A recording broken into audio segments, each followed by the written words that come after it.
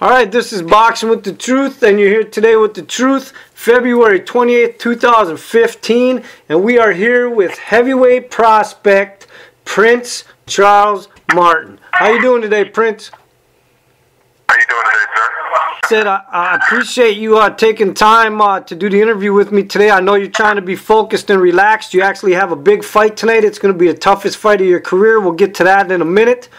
I just want to go over a few things. You are age 28. You're a heavyweight prospect.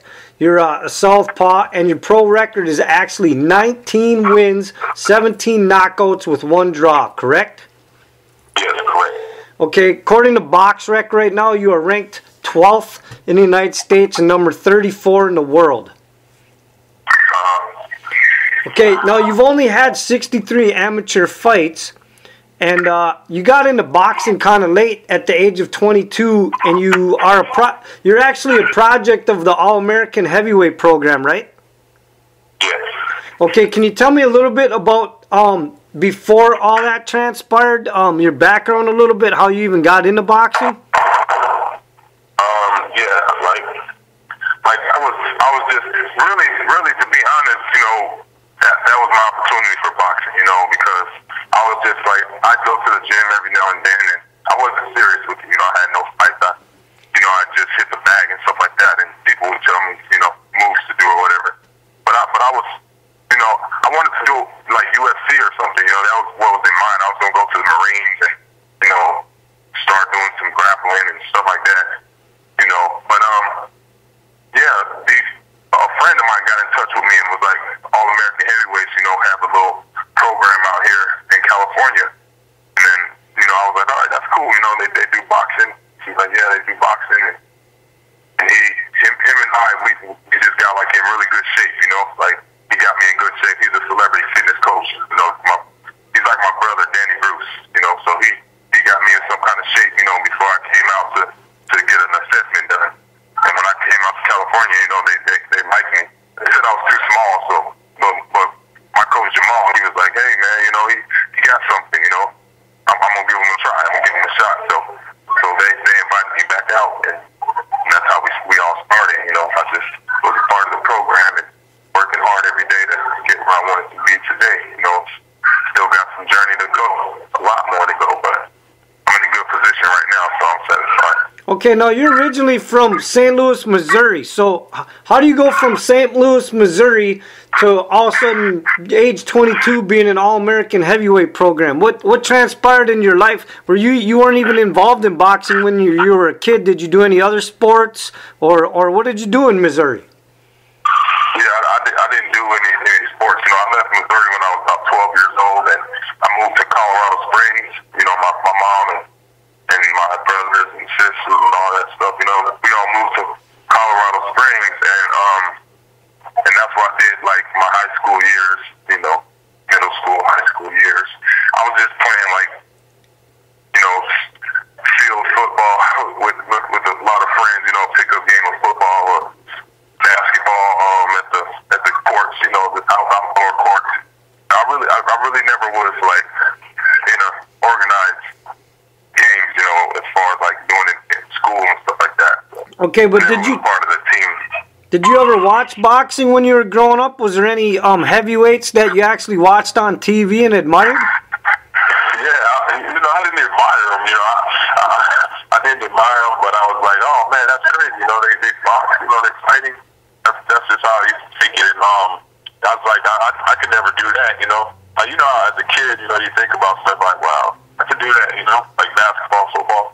But boxing, I never even imagined myself doing it. Like, it was like, and then a friend of mine was like, yeah, you gotta have the shoulders for that. So that really took the kick, you know. I'm just a skinny guy, you know. These guys got big shoulders, you know. I guess you gotta have the shoulders. You gotta be blessed with big shoulders to be a boxer. Okay, now you actually hold 2 titles right now, 2 minor titles, the WBO and the NABO, right? Yeah, the NABO. Yes, the NABO. Okay. The WBO, I'm in that sanction. I'm in the world sanctioned WBO as ranked number 5 in the world. Okay. WBO. Yes. Okay, so let's talk about your fight a little bit tonight. I want to promote that a little bit. This is going to be your toughest test yet. This guy, he actually, all his opponents have winning records. I'm sorry. Let's talk about your record first. I want to backtrack a little bit. Your record at 19-0. Everybody that you fought since your 6th fight has actually had a winning record. That's pretty impressive. Yes. Because some guys build up their undefeated records on guys that really haven't fought anybody, don't have any wins. But most of your fighters that you've beaten have had winning records. So I'm kind of glad that you've taken that path to show people that you can beat guys early with winning records. Yes. That's what we were out to do. You know, just be smart fights. You know, the right fights, but still not just bums. You know, not people that are just going to lay down. You know, we've beat several undefeated fighters. So. And you're actually fighting tonight, February 28th, in Phoenix against Raphael Zumbano. Is that how you say his name? Zumbano Love? Zumbano Love, yes. And he's actually 35 wins, 28 knockouts, 9 losses, and 1 draw. And this guy's got heavy hands. Are you worried about his power at all? He's got to worry about what I'm dishing out. You know what I mean? So, but I mean, I'm not gonna go in there worrying about what his end. You know, he's got to adjust to me. He's got to beat to my drum because I'm gonna bring it to him tonight. Okay, what do you think as a boxer right now your best assets are? Is your strengths the jab, the hooks, your defense? Everything. When I go in the gym, I try to work on everything. A little bit of everything.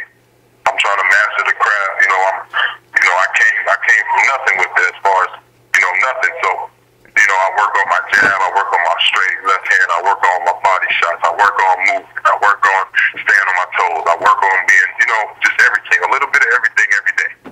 Just so I can become a well-rounded fighter. And it all progresses at once. I'm not lacking in this department. By the time I'm here, I want everything to be, even across the board. I can do a little bit of everything. I can do, if I gotta box you, I'll box you. If I gotta fight you, I'll fight you. If I gotta cut the ring off, I'll cut the ring off. We just want to be well-rounded. That's all. Okay, well, I got a message this morning from somebody that I'm supposed to wish you good luck in the fight, and I think you know this individual. He's another heavyweight prospect, Gerald Washington. Oh yeah, that's my man. Yeah. He told me to make sure that I told you today in this interview, good luck from him. Right on. I appreciate that from him. Yeah. And I actually just sent him the link to your fight, so hopefully he'll be watching you tonight. Yeah, he will. I know he will.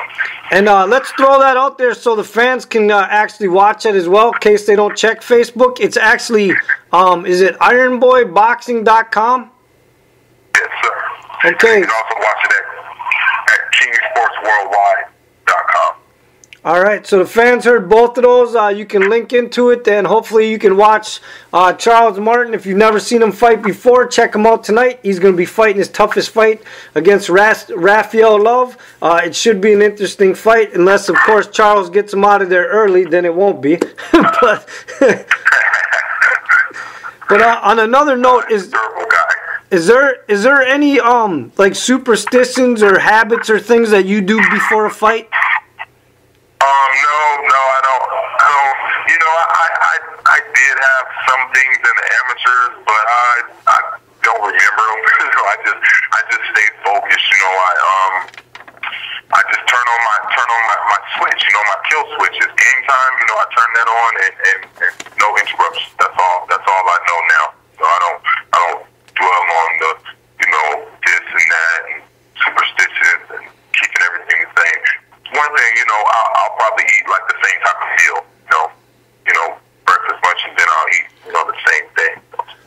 Eat jasmine rice and chicken breast and some zucchinis, stuff like that, peppers, carrots. I eat the same thing, just so I know I got that same fuel, you know what I mean? Okay, well, now that you're coming up in the heavyweight division and people are starting to recognize your name and you're becoming kind of a household name a little bit, has this kind of celebrity status a little bit? How are you reacting to the attention and people recognizing you, and how's that going? Oh yeah, it's a good feeling. You know, I like it, but you know, at the end of the day, I'm still gonna be the same person. You know, I'm not gonna change. I can't feel myself changing.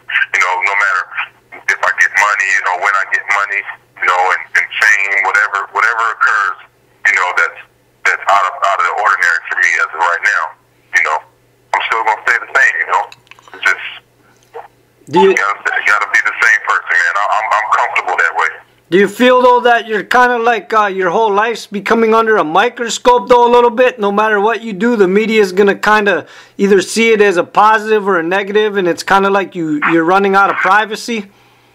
Yeah, you gotta be like, you know, watch what you do. Yeah, you're right. You gotta watch what you do. I gotta watch what I do. That's right. Okay, I want to move. That's how it's gonna be, too. Huh? I said that's how it's gonna be, too, you know, that it's like a microscope.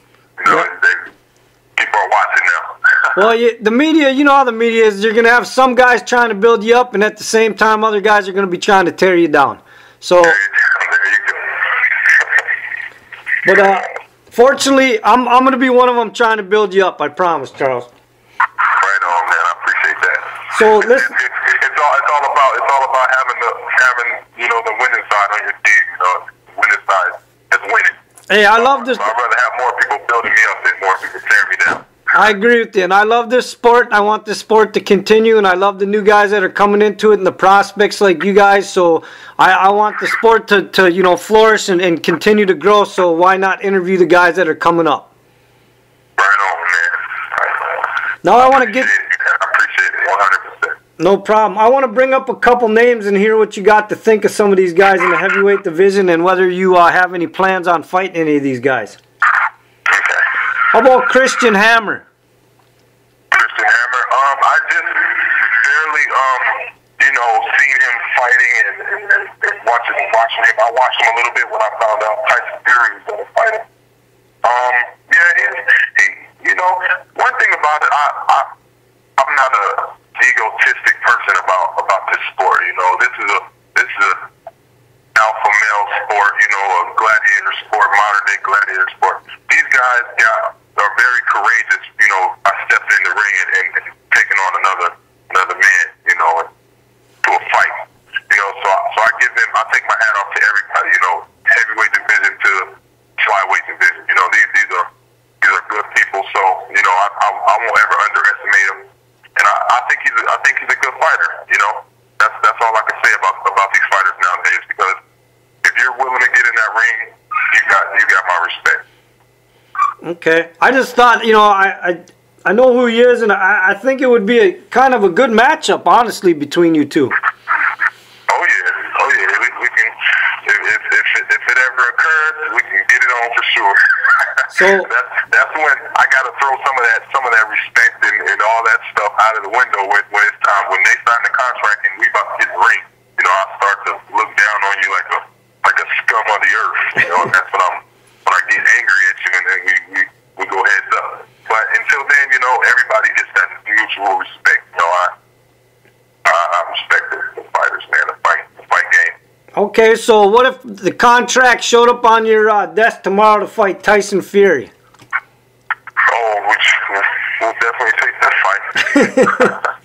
we'll definitely be taking that fight because that's good publicity for me. You know, we'll probably fight overseas or something. You know, I get those fans over there. Yeah, that'll be a good move.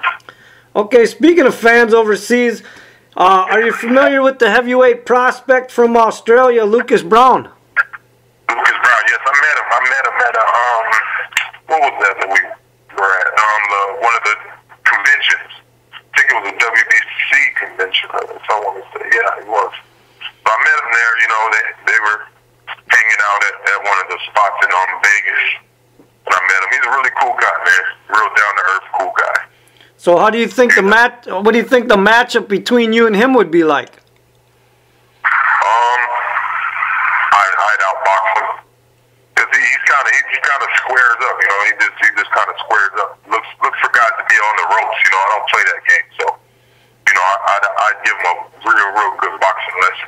Okay. You know, and when one thing about me, the looks are deceiving. You know, I don't know. That's what I've noticed. You know, the looks are deceiving, and keep that door. The looks are deceiving, and you know, guys running to some shots, and then it don't even look like it was a hard shot, but then they're on Queer Street. You know, so I got sneaky power. You want to call it sneaky power? Okay, well, here's another one. How about throwing a name on there that people know, like Jonathan Banks? Jonathan Banks? Oh, yeah. He fought with Seth Mitchell twice, I believe. Yeah, he just fought Tarver, too.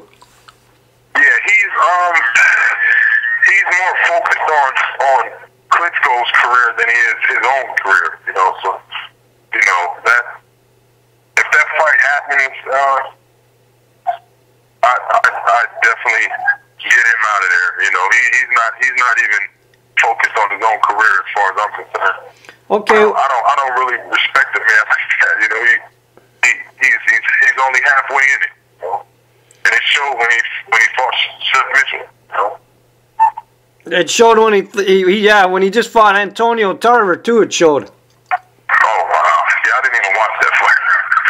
it was bad. Tarver's like 45 years old or something like that. You know why are these guys calling out guys like that? They need to be calling out these young, strong men like myself. You know. Well, no, we got. I mean, I don't know if you've been following social media, but Malik Scott's been calling out Tarver for the last 2-3 weeks, calling him every name in the book. Yeah, calling him names and stuff. I don't think that's appropriate. So, you don't have to do that. If it was meant to be, it would happen. You know, you don't have to call a man out of his name and stuff like that to try and get a fight. Okay, how about the prospect Anthony Joshua? Would you like to fight him? Yeah, now that wouldn't be.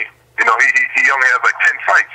You know, I think they're moving him too fast. Honestly, you know, he's already got a belt and he has 10 fights. You know, he's a good fighter though. You know, he's a real good fighter. But if they just keep throwing him in like thinking he's some Superman, you know, they gonna start tearing him out the frame. Eventually, they'll start tearing him out the frame because they're moving him too fast. He needs to, you know, sit back and see what he's doing first. Okay. Because this is a different game from the amateurs. You know, I've seen plenty of guys, you know, that were top amateur guys go into the pros and they just can't. You know, it's just not the same thing. Okay, and I guess bottom line, do you want a shot at the title too against Deontay Wilder?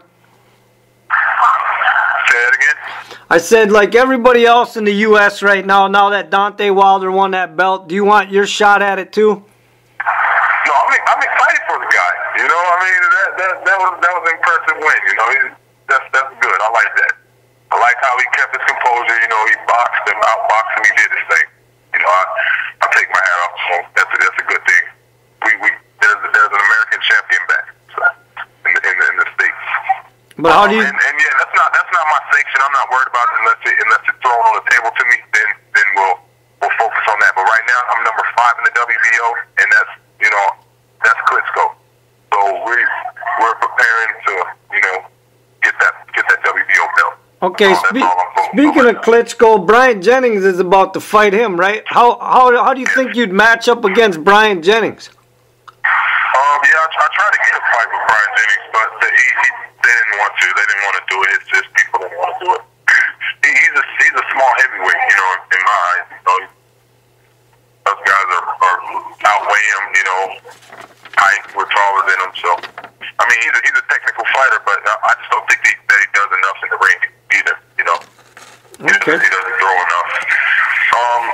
Him against Klitschko. Yeah, Klitschko will probably get him out of there. But we put in the lowest bid. We put in $500,000 on that fight. So if anything happens to Brian Jennings, we'll slide right in there. We'll be more than happy to slide in there and take that fight. Oh, okay.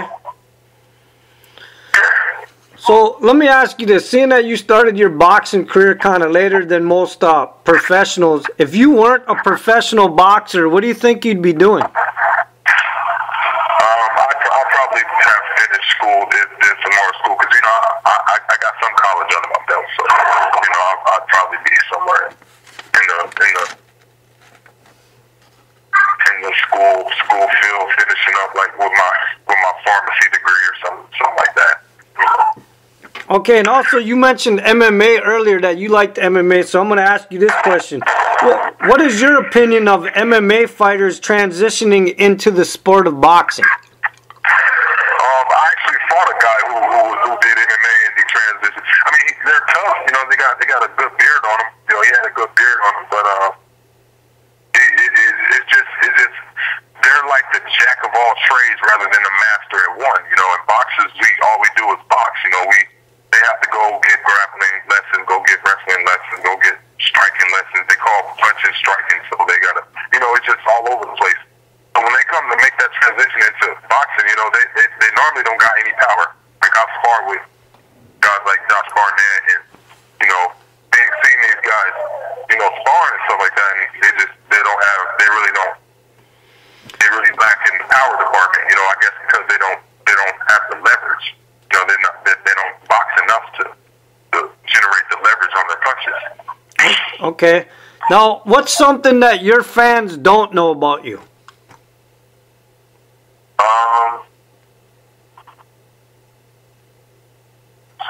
Something that they don't know about me.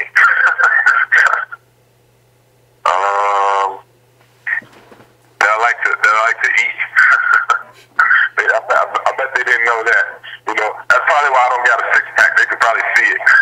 I mean, I'm strong. I got abs. There's abs under there, but it just, I enjoy, you know, that's my only vice. You know, I don't drink, I don't smoke, you know, for all the fans that you know, want to know that. You know, I don't do any drugs, don't know. I live a clean life, a clean boxing lifestyle. I just like to eat.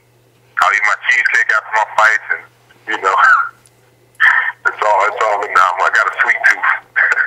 All right, well, listen, I'm going to end the interview on this last question. We all know that the big fight's been signed May 2nd, Floyd Mayweather, Manny Pacquiao. What's your pick? Oh, man, that's great.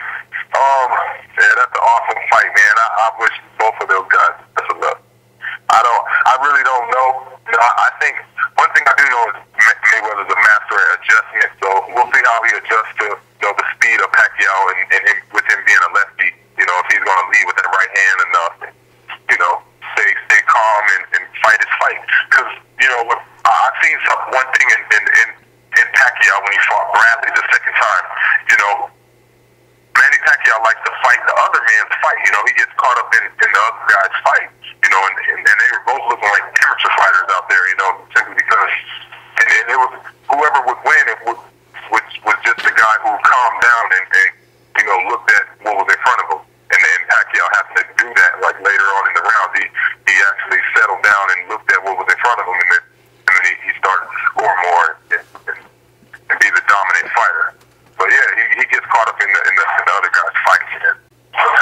Does that mean your pick is Mayweather? Yeah, Mayweather's a good fighter, man. You know, he's undefeated. I would like to see him retire undefeated. You know, he just came this far. You know, I don't see why he can't go all the way.